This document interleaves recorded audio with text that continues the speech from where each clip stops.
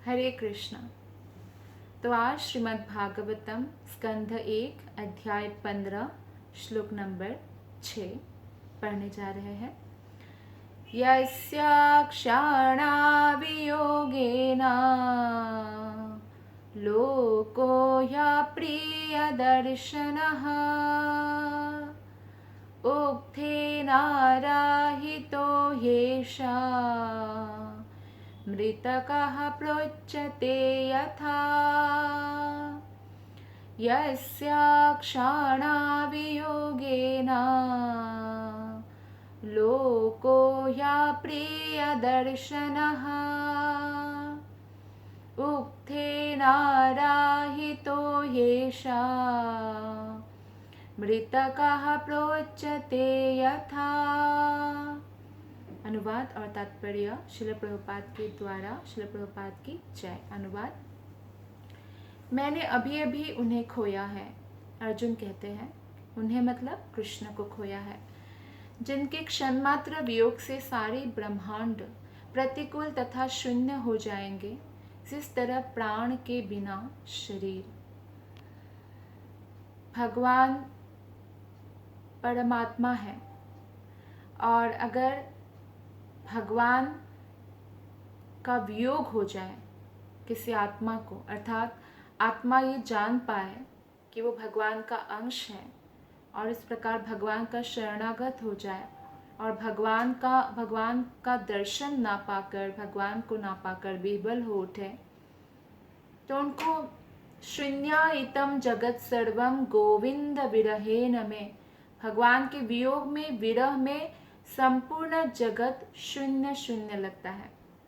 जैसे कोई पैसों के लिए बहुत ज़्यादा पागल व्यक्ति का अकस्मात अगर कुछ लॉस हो जाए बहुत बड़ा, तो यहाँ तक कि वो बीमार होकर मृत्यु को भी प्राप्त करता है। बहुत सारे लोग आत्महत्या भी करते हैं। तो जैसे उन लोगों का पैसों के प्रति या किसी स्त्री का पुरुष या पुरुष का स्त्री के प्रति आकर्षण होता है, तो आत्मा का कृष्ण से तीव्र आकर्षण होता है और जितना अधिक हम भक्ति में आगे बढ़ेंगे ये आकर्षण हम उतना ही अनुभव करेंगे और इस आकर्षण में कष्ट नहीं है।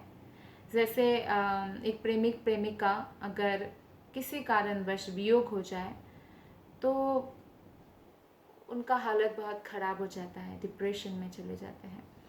लेकिन भक्ति में भगवान के प्रति वियोग का अनुभव भी असीम आनंद प्रदान करते हैं।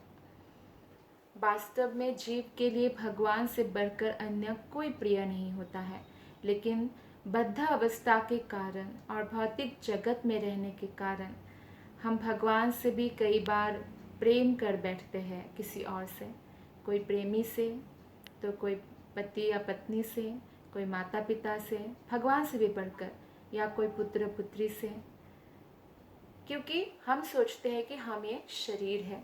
हम आत्मा का जो रिलेशनशिप है, जो कभी भी किसी भी जन्म में भगवान के साथ नहीं बदलता, वो भूल चुके होते हैं और शरीर के संबंध को ही सर्वोपरि मानते हैं। शरीर का संबंध तो इस जन्म का है किसी के साथ, अगले जन्म में फिर वो बदल जाएगा, लेकिन भगवान के साथ जो हमारा शाश्वत संबंध है वो कभी भी नहीं बदलता।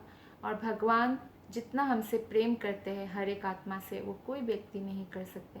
इसलिए जब हम कृष्ण से प्रेम करने लग जाते हैं तो हमारा प्रेम पूर्ण हो जाता है और इस प्रकार जो है हम, जो हमारे परिवार है, उनसे और अधिक प्रेम करने लग जाते हैं, क्योंकि अब हम उनको शरीर नहीं समझते, अब कृष्ण का अंश समझते हैं। तो इस प्रकार हम उनको भी भगवान की सेवा में लगाते हैं और उनका भी उद्धार होता है। तो भगवान से बढ़कर एक आत्मा के लिए, जीवात्मा के लिए और कोई प्रिय नहीं होता है। इसलिए जो व्यक्ति सबसे अधिक प्रेम कृष्ण से करते हैं वही वैकुंठ जगत में प्रवेश पा सकता है। और जब तक हमारा प्रेम भगवान से नहीं होगा सबसे अधिक, तब तक नहीं जा सकते। तो मृत्यु के समय यम यम वापि स्मरण भावम, मृत्यु के समय जैसा भाव होता है उसके अनुसार हमारा शरीर होता है। अगर मृत्यु के समय किसी ने अपने पालतू किसी जानवर को स्मरण किया, भले वो पालतू जानवर बिल्ली हो या कुत्ता हो या हिरन हो या कुछ भी हो, तो उनको वही शरीर प्राप्त होगा। या किसी पुरुष ने स्त्री का स्मरण किया तो उसको स्त्री का शरीर प्राप्त होगा। इसलिए जो मृत्यु है वो फाइनल एग्जामिनेशन है। तो इसीलिए हमें मृत्यु के समय जितने लोगों का near to death experience interview लिया गया, मतलब जो मृत्यु हो गया था पर वापस चले आए, ऐसे बहुत सारे केसेस है, तो उनका इंटरव्यू लिया गया तो उन्होंने यही कहा कि मृत्यु के समय हमें हमारे सबसे प्रिय जो हमारे बच्चे हैं वो याद आ रहे थे। कोई बोलते प्रेमी याद आ रहे थे, कोई बोलते पत्नी याद आ रही थी। तो इस तरह से मृत्यु के समय हमें कृष्ण तभी याद आएंगे जब वो हमारे सबसे अधिक प्रिय होंगे। तो ये प्रैक्टिस हमें इस जीवन काल में करना है। भगवान अपना विस्तार अपने असंख्य अंशों द्वारा स्वांश तथा विभिन्नांश रूपों में करते हैं। परमात्मा भगवान का स्वांश है, परमात्मा, तो इसलिए परमात्मा जो है भगवान के स्वांश होने के कारण भगवान ही है। कहने का तात्पर्य है कि वो जीव जैसा नहीं है, वो स्वयं समस्त शक्ति उनके अंदर भी है, जो भगवान कृष्ण के अंदर है, कृष्ण से ही विस्तार है। लेकिन जो हम लोग हैं, जीव है, वो विभिन्न अंश है। तो क्षुद्र जैसे अंश है भगवान का। जिस प्रकार भौतिक शरीर में जीव महत्वपूर्ण तत्व होता है, किसी भी भौतिक शरीर में अगर आत्मा उसमें से निकल जाए तो शरीर का कोई महत्व नहीं रह जाता है। शरीर में से कोई अगर आनंद ले रहे हैं, कोई माता पिता से, पति पत्नी से, इसलिए क्योंकि वो आत्मा उस शरीर के अंदर है। नहीं तो आत्मा निकल जाने के बाद कोई भी डेड बॉडी के साथ आनंद नहीं लेता। या कितनी ही सुंदर कोई एक्ट्रेस हो, हीरोइन हो, उनको तब तक चाहते हैं बहुत सारे पुरुष सुंदर होने के कारण जब तक आत्मा है। अगर वो डेड बॉडी बन जाए तो कोई उसमें इंटरेस्ट नहीं लेता, भले ही वो विश्व सुंदरी ही क्यों ना हो। जिस प्रकार भौतिक शरीर में जीव महत्वपूर्ण तत्व होता है क्योंकि जीव के बिना शरीर का कोई मूल्य नहीं होता, उसी तरह परमात्मा के बिना जीव की कोई पूर्व स्थिति नहीं है। तो भगवान परमात्मा रूप में हम सब आत्माओं के अंदर है, और अगर आत्मा के अंदर परमात्मा नहीं रहे तो आत्मा कुछ भी नहीं कर सकता है। इसी प्रकार ब्रह्मा या परमात्मा को भगवान कृष्ण के बिना प्रवेश अधिकार नहीं है। कृष्ण ही ब्रह्मा यानी ब्रह्म ज्योति और परमात्मा जो सब में स्थित है, उनका भी जो स्रोत है, जो उत्स का कारण है, वो कृष्ण है। कृष्ण नहीं है तो उनका कोई वास्तविक आधार नहीं होगा। ये सब एक दूसरे से परस्पर संबद्ध है और आश्रित है सभी लोग, यहाँ तक कि ब्रह्म ज्योति, परमात्मा, भगवान के अनन्य जो विस्तार है, वो सब कृष्ण के कारण है। अतः अंततः भगवान कृष्ण ही आश्रय तत्व है और हर एक वस्तु के लिए जीवन स्वरूप है। श्लोक नंबर 7। यत्संश्रया द्रुपदगेहमुपागतानां राज्ञां स्वयं वरमुखे स्मरदुर्मदानां तेजोरितं खलु मया विहतच्चमात्स्या सज्जीकृतेन धनुषाधिगता च कृष्णा। उनकी कृपामय शक्ति से ही मैं उन समस्त कामोन्मत्त राजकुमारों को परास्त कर सका जो राजा द्रुपद के महल में स्वयंवर के समय एकत्र हुए थे।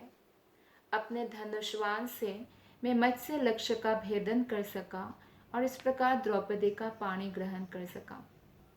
द्रौपदी का जन्म अग्नि की यज्ञ से होता है, और जैसे ही द्रौपदी का जन्म होता है तो द्रुपद जो उनके पिता है, जो यज्ञ करा रहे थे धृष्टद्युम्न के जन्म के लिए, ताकि वो द्रोणाचार्य को कुरुक्षेत्र के युद्ध में मार पाए, तो तभी द्रौपदी का भी जन्म होता है। लेकिन उससे भी कई साल पहले, द्रौपदी के जन्म तो बाद में हुआ, उससे कई साल पहले ही द्रुपद राजा ने ये सोचा था कि अगर मेरी पुत्री होगी तो अर्जुन के साथ विवाह करवाऊंगा। क्यों ऐसा? बचपन में द्रोणाचार्य और द्रुपद महाराज एक ही गुरुकुल में पढ़ते थे, क्षत्रिय और ब्राह्मण पुत्र। गुरुकुल में उनके बचपन में बहुत अच्छी मित्रता हुई।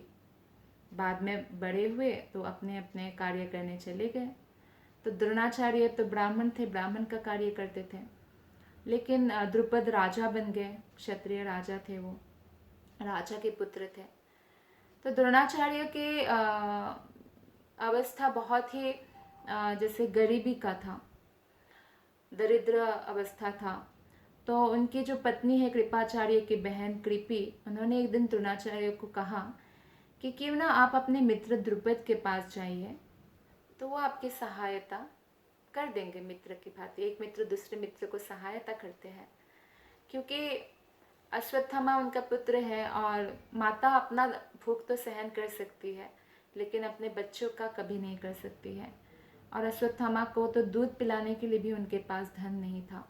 जैसे चावल का वाइट पानी होता है चावल बनाने के बाद, तो उसी को दूध करके पिला देना, इस तरह से जैसे करते हैं माता लोग, अगर ऐसी अवस्था हो तो इसलिए माता का हृदय बहुत दुखी था, तो उन्होंने ऐसा कहा।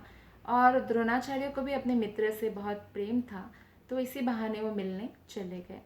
और जब द्रुपद को जाके उन्होंने स्मरण दिलाया कि मैं आपका बाल्यकाल का मित्र द्रोणाचार्य हूँ, द्रोण हूँ, द्रुपद ने इनकार कर दिया पहचानने से।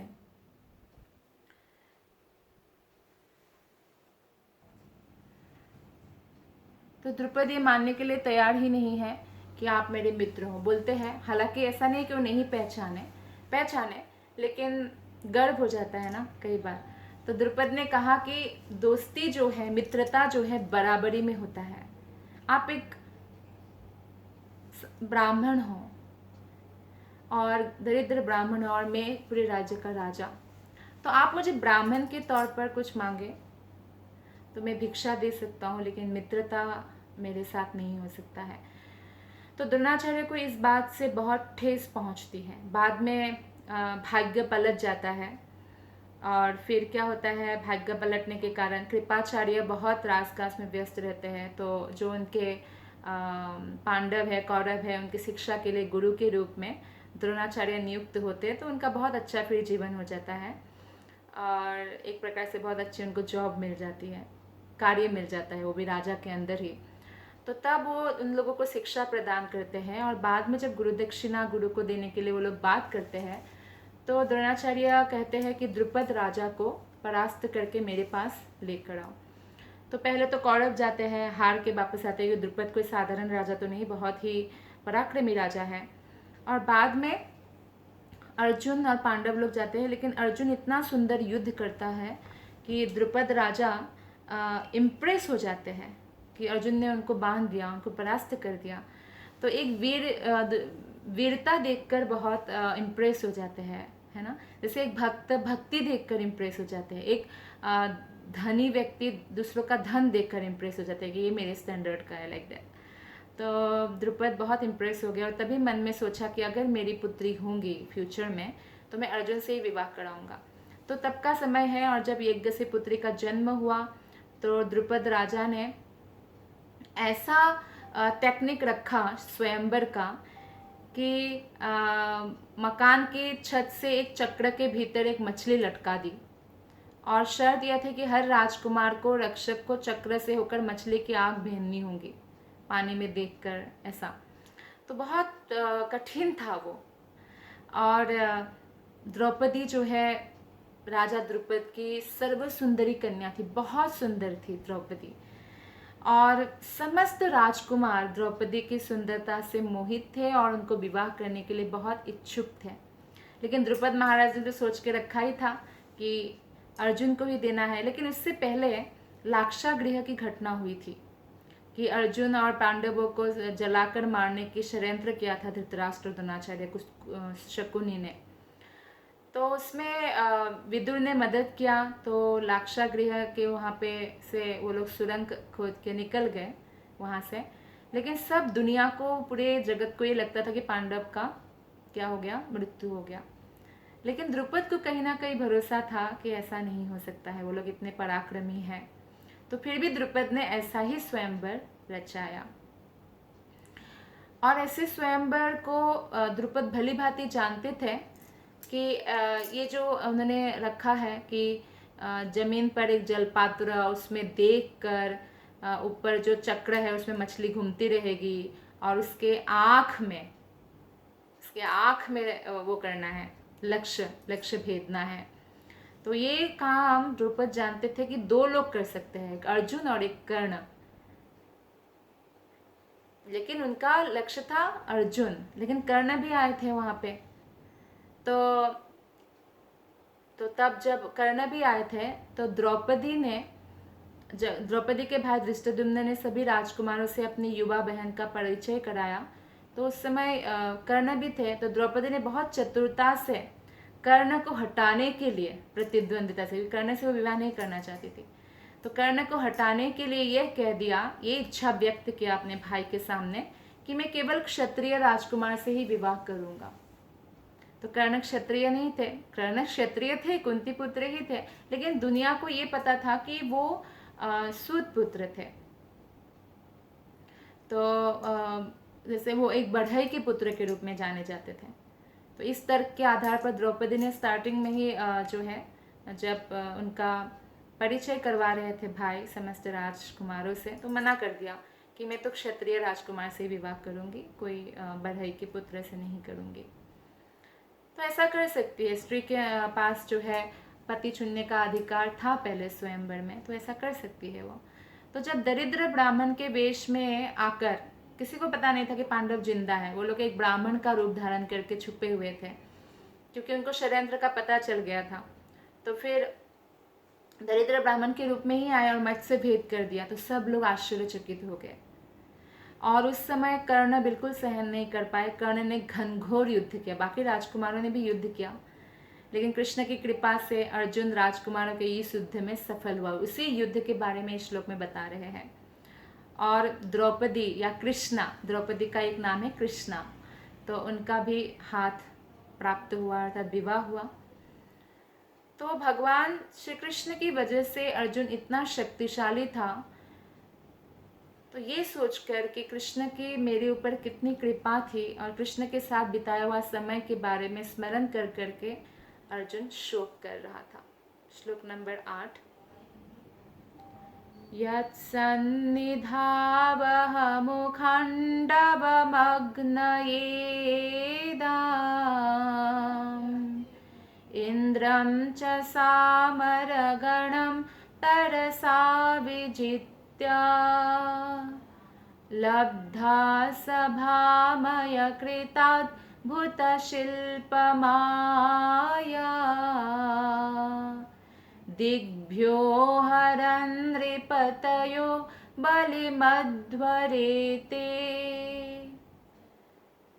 अर्जुन कहते हैं, चूंकि वे मेरे निकट थे, अतएव मेरे लिए अत्यंत कौशल पूर्वक स्वर्ग के शक्तिशाली राजा इंद्रदेव को उनके देव पार्षदों सहित जीत पाना संभव हो सका और इस तरह अग्निदेव खांडव वन को विनष्ट कर सके। उन्हीं की कृपा से मैं नामक असुर को जलते हुए खांडव वन से बचाया जा सका। इस तरह हम अत्यंत आश्चर्यमयी शिल्पकला वाले सभा भवन का निर्माण कर सके, जहाँ राजस्व यज्ञ के समय सारे राजकुमार एकत्र हो सके और आपको आदर प्रदान कर सके। तो कृष्ण क्योंकि अर्जुन के साथ था, इसलिए अर्जुन बहुत बुद्धिमान है। जब अक्षौहिणी सेना मिल रहा था तो भी अर्जुन ने कहा, मुझे सेना नहीं चाहिए, मुझे तो कुरुक्षेत्र के रण में आप मेरे साथ चाहिए। दुर्योधन सोच रहा था ये अर्जुन बड़ा मूर्ख है, सेना को छोड़कर निहत्था कृष्ण को लेकर क्या करेंगे, क्योंकि दुर्योधन को कृष्ण का वैल्यू नहीं मालूम है ना, भगवान का क्या महत्व है नहीं मालूम, लेकिन अर्जुन को मालूम था कि कृष्ण है तो सब कुछ है, कृष्ण नहीं है तो कुछ भी नहीं है। भले ही पराजय प्राप्त हो, फिर भी कृष्ण ही चाहिए भक्त को, लेकिन विजय ही होता है। तो भगवान श्री कृष्ण क्योंकि मेरे निकट थे, अर्जुन कहते हैं, इसलिए मैं स्वर्ग के शक्तिशाली राजा इंद्रदेव और उनके जो देव पार्षद है उन लोगों को भी मैं जीत सका। यहाँ तक कि जब वो शिव जी का तपस्या कर रहे थे अर्जुन, तो शिव जी भी शिकारी का वेश लेकर अर्जुन के साथ युद्ध किया, तो तब भी अर्जुन शिव जी को जो है इम्प्रेस कर पाए, संतुष्ट कर पाए कृष्ण की कृपा से और पाशुपत अस्त्र प्राप्त कर पाए और इस तरह अग्निदेव खांडव वन को विनष्ट कर सके। तो अग्निदेव जो है या कोई भी देवता भी कृष्ण के शक्ति के कारण ही शक्तिशाली है, ये बात भक्त जानते हैं। उन्हीं की कृपा से, कृष्ण की कृपा से मय नामक असुर जो खांडव वन में रह रहा था और अग्नि जब पूरे खांडव वन को खा रहे थे, तो मय नामक असुर ने अर्जुन का शरण ग्रहण किया, तो अर्जुन ने उनकी रक्षा की। और जब मय नामक असुर ने अर्जुन का शरण ग्रहण किया, अर्जुन ने रक्षा किया, तो गिफ्ट के तौर पर क्या किया, इंद्रप्रस्थ में एक सभा भवन तैयार किया। तो सोने का लंका भी मय दानव ने बनाया था, पुनः जब हनुमान ने जला दिया था। तो इस तरह मय दानव जैसे जो ये दानव है, इनमें अलग कलाकारी, अद्भुत कलाकारी, माया भी मिलाकर होता है। तो उन्होंने उस इंद्रप्रस्थ में इतना सुंदर सभा भवन निर्माण किया था कि दुर्योधन भी जब आए तो हतभम्ब हो गए, ये तो जलने लग गए वो, इतना सुंदर वो सब देखकर। और बाद में उनको ये नहीं समझ में आया कि कौन सा पानी है और कौन सा स्थल है, स्थल कौन सा है, जल कौन सा है। तो पानी में गिर भी पड़े थे दुर्योधन। तो उस समय राजसूय यज्ञ हुआ था, सभी राजकुमार आए थे और युधिष्ठिर महाराज का काफ़ी आदर हुआ था। तो ये मय दानव जो है खांडव वन का निवासी था, लेकिन खांडव वन में आग लगा दी गई। तो अर्जुन से मय दानव ने रक्षा के लिए याचना की, फिर अर्जुन ने उनका जान बचाया। तो कोई जान बचाते हैं उसके लिए कृतज्ञ अनुभव करते हैं व्यक्ति, तो बहुत कृतज्ञ अनुभव किया। हालांकि अर्जुन ने इसके बदले कुछ नहीं मांगा, लेकिन कृष्ण जो है उन्होंने बताया कि ठीक है, तुम, क्योंकि अर्जुन का शरण ग्रहण किया, ऐसे तो मय दानव है, लेकिन अर्जुन का शरण ग्रहण, एक भक्त का शरण ग्रहण किया करके कृष्ण संतुष्ट था मय दानव से। तो सेवा भी ली, भक्त की सेवा करने का मौका भी दिया कृष्ण ने मय दानव को। तो उन्होंने पांडवों की अलौकिक शक्ति का अनुभव किया और सारे राजकुमार कि कितने महान है पांडव, और सबों ने बिना ईर्ष्या या झिझक के महाराज युधिष्ठिर को उपहार आदि प्रदान किया था उस राजसूय यज्ञ में। तो ये जो मय दानव एक असुर है और असुर में भौतिक आश्चर्य उत्पन्न करने की अद्भुत और अलौकिक शक्ति पाई जाती है, और वो सोचता है कि शक्ति अपने आप मेरे में आया है। जी नहीं, वो भी भगवान के कारण ही आता है, भगवान का ही शक्ति है। लेकिन ये असुर होने के कारण, नास्तिक होने के कारण समाज के लिए उपद्रवकारी तत्व होते हैं। श्रील प्रभुपाद उदाहरण देते हैं कि आधुनिक असुर है जो भौतिकतावादी वैज्ञानिक है, उत्पात मचाने के लिए क्या करते हैं, आश्चर्य को जन्म देते, जैसे परमाणु हथियार बना दिया। अब परमाणु हथियार से सबको कभी भी कुछ भी हो सकता है, तो खलबली मची हुई है इसलिए मानव समाज में। तो इस प्रकार जो मय दानव था वो भी भौतिकतावादी था, और आश्चर्यजनक जो वस्तुएं जो मनुष्य के लिए ऐसा लगे वाह आश्चर्यजनक है, ऐसा वस्तु वो तैयार करना जानता था। लेकिन कृष्ण फिर भी उसका वध करना चाहते थे, तो इसलिए, और अग्नि भी उसका पीछा कर रहे थे मय दानव का, और कृष्ण का चक्र भी। लेकिन जब भक्त का शरण ग्रहण किया, अर्जुन का शरण ग्रहण किया, तो तुरंत वो भगवान की क्रोधाग्नि से बच गया। क्योंकि भगवान कृष्ण के जो भक्त होते हैं बहुत दयालु होते हैं, और इसीलिए हमें भगवान के शुद्ध भक्तों के शरण में रहना चाहिए, बहुत सेफ है। कृष्ण अपने आप ही संतुष्ट रहते हैं, और भक्त हमें किसकी सेवा में लगाएंगे, एक्सप्लॉइट नहीं करेंगे, कृष्ण की सेवा में लगाएंगे। तो इस प्रकार मय दानव को भगवत भक्त यानी अर्जुन की सेवा का अवसर मिला, और मय दानव ने बाद में भीमसेन को भी गदा भेंट की थी, बहुत सुंदर गदा। श्लोक नंबर 9। यत्तेजसा नृपशिरोङ्घ्रिमहन्मखार्थम् आर्योऽनुजस्तव गजायुतसत्त्ववीर्यः तेनाहृतः प्रमथनाथमखाय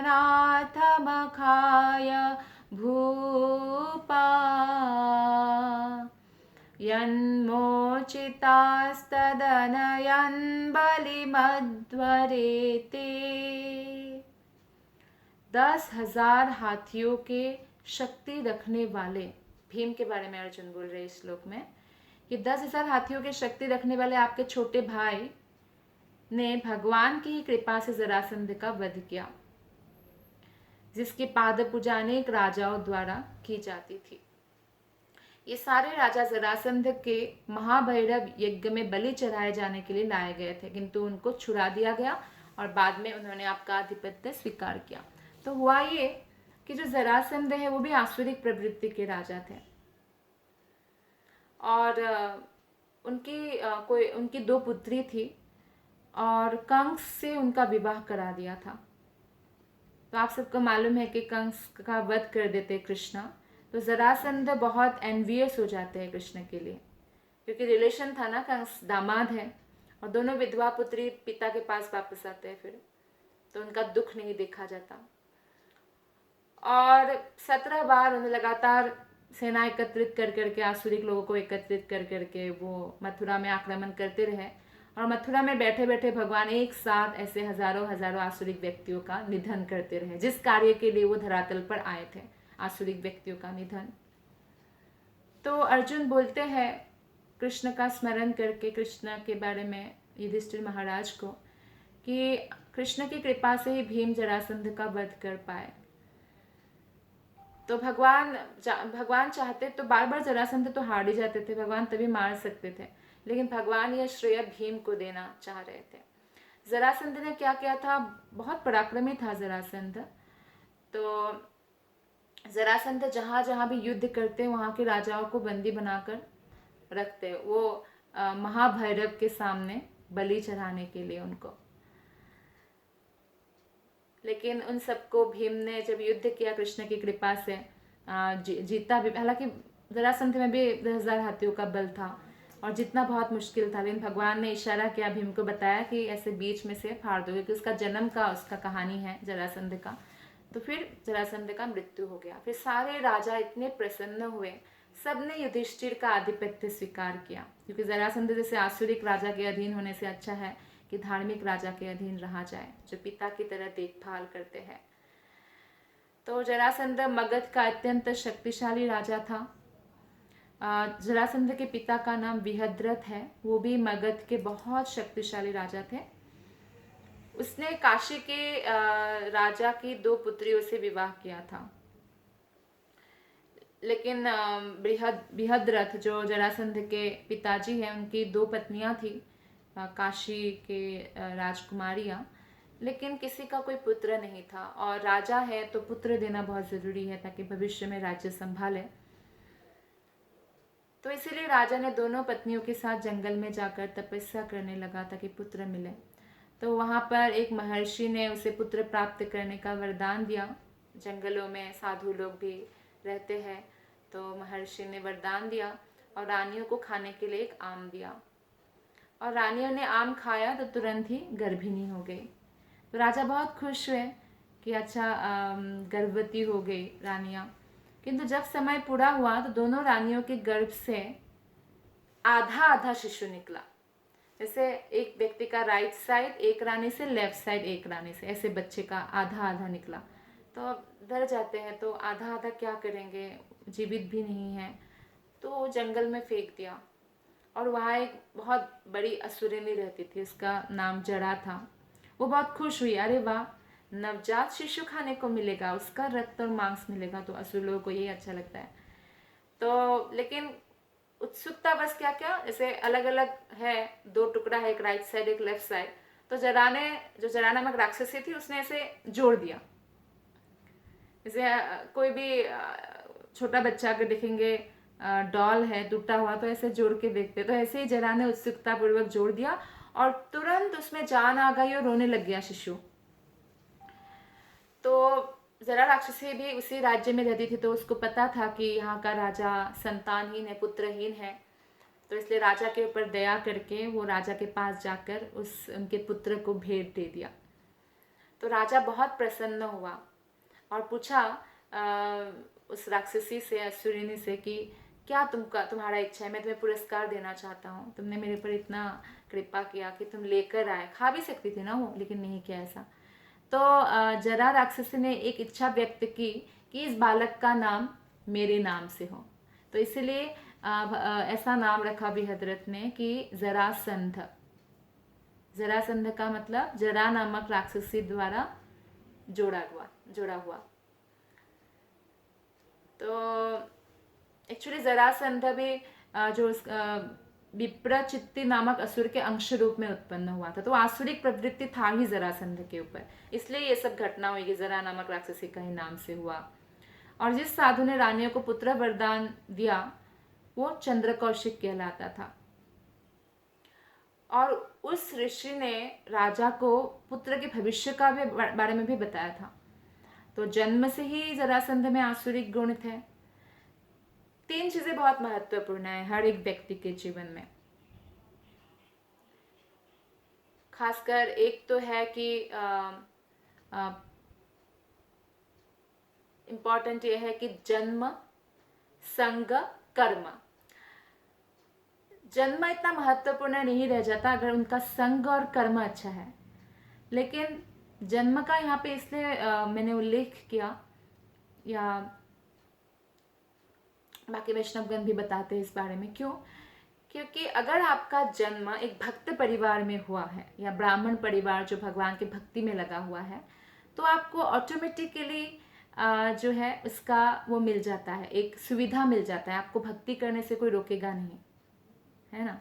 जैसे आजकल के मॉडर्न सोसाइटी में, आधुनिक समाज में कोई अगर बच्चा भक्ति करना चाहता है तो पेरेंट्स नहीं करने देते।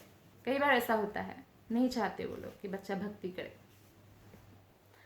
लेकिन जन्म अगर भक्त परिवार में हो, ये बहुत बड़ी बात है।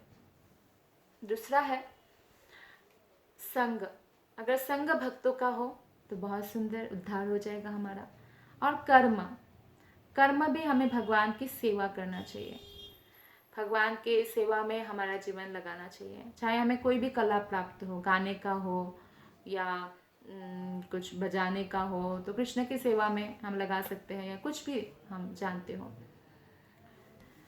तो ये जो जरासंध था, सारे असुर लोग ना विष्णु की सेवा नहीं करेंगे। उनको मालूम है विष्णु जो हम मांगेंगे वो देने वाले नहीं है, जो गलत है, वो हमारा इच्छा पूर्ति नहीं करेंगे। लेकिन भगवान शिव जी वो करेंगे। तो इसीलिए समस्त भूत प्रेतों का स्वामी शिव जी का वो महान भक्त बन गया। जैसे रावण भी शिव जी का महान भक्त था। और बंदी बनाए गए सारे राजाओं को महाभैरव मतलब शिव का ही एक रूप है, उनके सामने बलि चढ़ा देता था वो। इस तरह अपने सैन्य शक्ति से बहुत छोटे छोटे राजाओं को हराकर, बंदी बनाकर वो नर बलि चढ़ा देता था। तो इस प्रकार हम देखते हैं कि जरासंध को हराना इतना आसान तो नहीं था। लेकिन कृष्ण, भीम और अर्जुन तीनों निर्धन ब्राह्मण के वेश में जरासंध के पास गए। जरासंध ब्राह्मणों को भिक्षा देते थे, वो कभी इनकार नहीं करते थे, इनकी बहुत अच्छी गुण थी। तो ये जानते थे कृष्ण।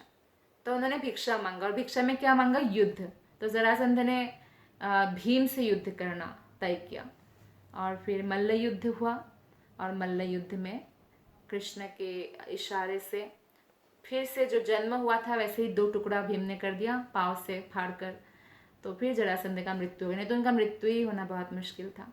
और फिर सारे राजा इतने प्रसन्न हुए जिनको काल भैरव के सामने बलि देने के लिए बंदी बनाया गया था। युधिष्ठिर का आधिपत्य उन लोगों ने स्वीकार किया। श्लोक नंबर 10। पत्न्यास्तवाधिमखल कृप्त महाभिषेक श्लाघिष्ठ चारुकबरं कितवै सभायाम् स्पृष्टं विकीर्य पदयो पतिताश्रुमोख्या यस्तात्श्रियो कृतः तेष विमुक्तकेशः। अर्जुन कहते हैं कि उन्होंने ही, यानी कृष्ण ने ही उन दुष्ट की पत्नियों के बाल खोल दिए जिन्होंने आपकी महारानी द्रौपदी की उस चोटी को खोलने का दुस्साहस किया था, जो महान राजसूय यज्ञ अनुष्ठान के अवसर पर सुंदर ढंग से सजाई और पवित्र की गई थी। उस समय वो अपनी आंखों में आंसू भरकर भगवान कृष्ण के चरणों पर गिर पड़ी थी। तो ये बहुत गलत हुआ था। द्रौपदी बहुत ही रिस्पेक्टेड, इतने अच्छे परिवार की और पांडवों की पत्नी, और राजसूय यज्ञ में वो उनका केश वगैरह जो है, जो भी यज्ञ अनुष्ठान के द्वारा सजाया जाता है, पवित्र किया जाता है, और उन्हीं केस को पकड़कर दुशासन घसीट कर लाते हैं और निर्वस्त्र करने का प्रयत्न करते हैं। तो फिर लेकिन कृष्ण का शरण ग्रहण करते द्रौपदी, और कृष्ण साड़ी का अवतार धारण करते हैं। साड़ी, ऐसा भक्त के लिए भगवान कुछ भी कर सकते हैं, ये प्रमाण है। और फिर दुशासन थक जाता है, सब लोग आश्चर्यचकित हो जाते हैं। तो भगवान कभी भी, भगवान भले ही भगवान का कोई कितना भी निंदा करे, भगवान सहन कर लेंगे, लेकिन भक्त की नहीं सहन करेंगे। तो इसीलिए जब द्रौपदी का केस जिस दिन पकड़ा दुशासन ने, उन समस्त दुष्टों का उसी दिन आयु क्षीण हो गया और उन समस्त दुष्टों की पत्नियां विधवा हो गई, और विधवा होने पर केश खोलना ही पड़ता है। इस तरह से उनका केश खोल दिया भगवान ने, इसमें यही कहा गया है। क्योंकि रानी द्रौपदी बहुत सुंदरी थी, उनकी चोटी बहुत सुंदर थे, और राजसूय यज्ञ के अवसर पर पवित्र किया गया था। लेकिन जब दाव में भी द्रौपदी को भी हार गए थे, तो दुशासन ने उनका अपमान किया था। तो इस प्रकार कुरुक्षेत्र में सब लोग मारे गए, और महान आत्मा का अपमान करने पर मनुष्य को अपने सारे पुण्य और वरों का बलि देनी पड़ती है। कभी भी महान आत्मा को अपमान नहीं करना चाहिए। श्लोक नंबर 11। यो नो जुगोपवन इत्यादुरन्त कृच्छ्रात् दुर्वाससोरिरचितादयुताग्रभुग्यः शाकान्नशिष्टमुपयुज्य यतस्त्रिलोकीम् तृप्ताममंस्तसलिले विनिमग्नसङ्घः। अर्जुन और स्मरण करते हैं कृष्ण के बारे में कि हमारे वनवास के समय 10,000 शिष्यों के साथ भोजन करने वाले दुर्वासा मुनि ने हमें भयावह संकट में डालने के लिए हमारे शत्रु के साथ मिलकर चाल चली। उस समय उन्होंने, कृष्ण ने केवल जूठन ग्रहण करके हमें बचाया था। इस तरह उनके भोजन ग्रहण करने से नदी में स्नान करती मुनि मंडली ने अनुभव किया कि वो भोजन से पूर्ण रूप से संतुष्ट हो गई, और तीनों लोग भी संतुष्ट हो गए। तो हुआ ये कि दुर्योधन ने ऐसा चाल चला, क्योंकि उनको मालूम है दुर्वासा मुनि श्राप देने के लिए बहुत फेमस है, उनको बहुत जल्दी क्रोध आता है। तो दुर्वासा मुनि को उसी समय भेजा पांडवों के पास जब द्रौपदी अक्षय पात्र से आहार ग्रहण करके खत्म कर चुके थे। क्योंकि सूर्य देवता ने जो अक्षय पात्र दिया था वो ऐसा ही शर्त था कि सब द्रौपदी के खाने से पहले करोड़ों लोगों को भी खिला सकते हैं, वो खाली नहीं होगा। लेकिन द्रौपदी ने पा लिया तो तब वो खाली हो जाएगा।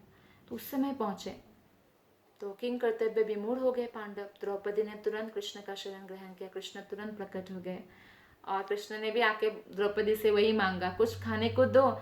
द्रौपदी ने कहा, मैं इतना विपत्ति में हूँ, आपका इसलिए स्मरण किया और आप मुझे खाने को मांग रहे हो। तो बोलते अच्छा वो पात्र तो लाओ। तो पात्र में थोड़ा सा लगा हुआ था साग से सा, तो कृष्ण ने खाया। और भगवान खाते हैं तो पूरा सृष्टि तृप्त हो जाते हैं। तो अभी तो दुर्वासा मुनि लोग स्नान कर रहे थे, तो इतना पेट उनका भर गया, से तुष्ट हो गए, और ऊपर से भोजन तो कर नहीं सकते, तो उधर से ही वो लोग चले गए। तो इस तरह से बचाया कृष्ण ने दुर्वासा मुनि के श्राप से। तो दुर्वासा मुनि जो है बहुत शक्तिशाली योगी है, योगी ब्राह्मण है, और वो कठिन तपस्या करते हैं। कोई भी वस्तु कठिन तपस्या के बिना प्राप्त नहीं हो सकता, और महान व्रतों के द्वारा धर्म के नियमों का पालन करने का संकल्प किया था उन्होंने। हमेशा धर्म में रहते हैं। तो जैसे एक्चुअली भगवान शिव जी को जैसे बहुत सरलता से प्रसन्न किया जा सकता है, लेकिन बहुत सरलता से रुष्ट भी किया जा सकता है। तो प्रसन्न होने पर सेवक का अपार शुभ कर सकते हैं, और अप्रसन्न होने पर विपत्ति उत्पन्न कर सकते हैं। तो इस प्रकार जो है शिव जी के भांति जो है, हालांकि शिव जी जो है उनका प्रसन्न वो जल्दी हो जाते हैं, लेकिन कई बार हम देखते हैं कि जैसे दक्ष ने उनको कितना ही कुछ सुनाया पर उन्होंने एक भक्त की भांति उसका कोई अपराध ले बिना चले गए थे। तो इस शिव जी की भांति दुर्वासा मुनि का जो है था कि बहुत जल्दी प्रसन्न भी होते थे और बहुत जल्दी रुष्ट भी हो जाते थे, क्योंकि कुमारी कुंती जब उनके पिता के घर दुर्वासा मुनि आए थे तो वो समस्त ब्राह्मणों की जैसे सेवा करती थी, तो बहुत अच्छा उन्होंने सेवा किया दुर्वासा मुनि की। तो दुर्वासा मुनि ने उनको वरदान दिया कि आप इच्छा करके किसी भी देवता का आवाहन कर सकती हो। तो ये बाद में कुंती का बहुत काम आया, क्योंकि पांडु ने ऋषि और ऋषि पत्नी का जो गलती से ये सोच कर कि कोई पशु है तो उनको लग गया था, तो फिर उनसे श्राप मिला था उनका बाण लगने के कारण कि आप अपनी पत्नी को स्पर्श अगर करोगे या मिलन की कोशिश करोगे तो आपका मृत्यु हो जाएगा। तो इसीलिए पांडु पुत्र या पुत्री कुछ भी प्राप्त नहीं कर सकते थे। तो उस समय कुंती महारानी ने बताया कि ऐसा वरदान मुझे दुर्वासा मुनि ने बहुत पहले दिया था। तो ऐसे ही धर्मराज यानी यमराज का आवाहन करके युधिष्ठिर, वायु देवता से भीम, इंद्र देवता से अर्जुन और अश्विनी कुमार द्वय से माद्री ने नकुल सहदेव को प्राप्त किया। तो दुर्वासा मुनि जो है शिव के महान भक्त थे और शिव जी के आदेश से उन्होंने श्वेत केतु का पुरोहित बनना स्वीकार किया था, क्योंकि श्वेत केतु जो है 100 वर्षों तक यज्ञ कर चुके थे। तो वे कभी कभी इंद्रदेव की स्वर्ग सभा में भी जाया करते थे। दुर्वासा मुनि जा सकते हैं, योग शक्ति के बल पर वो कहीं भी जा सकते हैं। हम जानते हैं जब अम्बरीश महाराज का अपराध किया उन्होंने, अम्बरीश महाराज को मारने का प्रयत्न किया, क्योंकि अम्बरीश महाराज बहुत बड़े वैष्णव थे, तो सुदर्शन चक्र उनके पीछे लग गए। वो शिवलोक ब्रह्मलोक हर जगह गए, किसी ने उनकी रक्षा नहीं की, क्योंकि सुदर्शन चक्र से रक्षा कौन करेगा। फिर वैकुंठ लोक तक उनकी पहुंच थी, वहाँ भी चले गए वो, मतलब इतने बड़े योगी थे। हालांकि वो वहाँ पे जो है भगवान ने उनको सुदर्शन से नहीं बचाया। भगवान ने कहा हम भक्त पराधीना।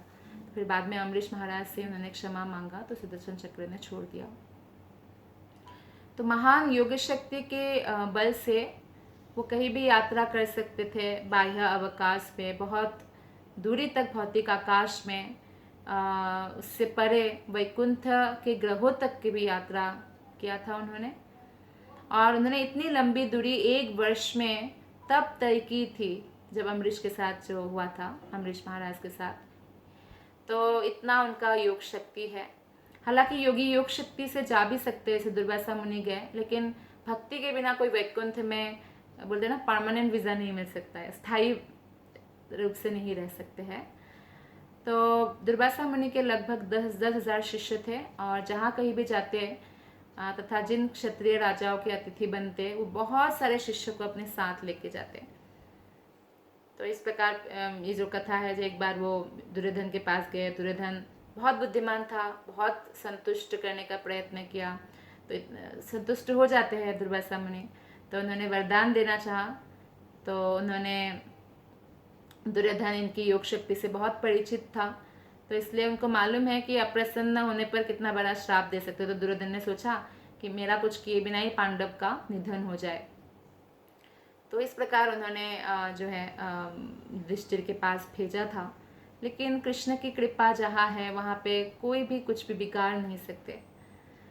तो दुर्वासा मुनि पहुँचते ही युधिष्ठिर महाराज ने बहुत स्वागत किया। युधिष्ठिर महाराज का ये स्वभाव है, और बोला कि आप नहा के आइए, भोजन तैयार हो जाएगा। तो तभी जो है भगवान श्री कृष्ण ने आकर इन कठिनाई से उनको निकाला। तो इस प्रकार जो है भगवान की कृपा हमेशा हम पर रहती है, क्योंकि भगवान हमें हर विपत्ति से जो है बचाते हैं। और भक्त अपने जीवन में भले ही बहुत बड़ी विपत्ति नहीं भी आए भक्त के जीवन में, लेकिन एक एक क्षण में उनको भगवान की कृपा का दर्शन होता है। तो इसलिए जब भगवान ने थोड़ा सा खा लिया जो बचा हुआ था अक्षय पात्र में, सबका पेट भर गया और भीम को तब बुलाने के लिए भेजा कि जाओ जाओ दुर्वासा मुनि को बुला के लाओ। तो फिर भीम बोलते हैं, हे महोदय, आप इतने विलंब क्यों कर रहे हैं, आइए आपके लिए भोजन तैयार है। लेकिन उनका तो सबका पेट पूरा भर चुका था। आपका पेट पूरा, एक बार आप पूरा पेट भर के खाए तो दूसरी बार कोई खाने के लिए बोले तो वो पनिशमेंट होता है ना, तो इतना नहीं खा सकते हैं। तो फिर उन्होंने सोचा कि महाराज युधिष्ठिर ने सबके लिए भोजन तैयार कराए होंगे, और चूंकि उन्हें भूख नहीं लग रही थी दुर्वासा मुनि और उनके शिष्य को, तो वो नहीं खा सकेंगे। तो युधिष्ठिर महाराज को दुख होगा, इसलिए श्रेयस्कर होगा कि वहाँ जाए ही नहीं।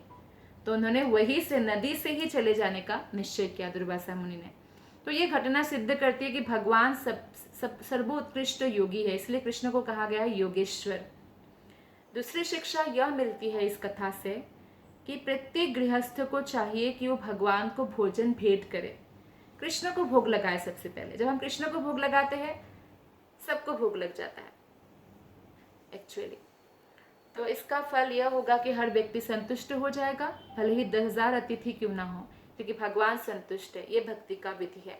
तो हमारे घर में भी कोई आते हैं तो हमें कृष्ण प्रसाद उनको इसलिए सर्व करना चाहिए, इससे सब संतुष्ट हो जाएंगे। ये शिक्षा हमें यहाँ से मिलता है। Thank you. हरे कृष्ण।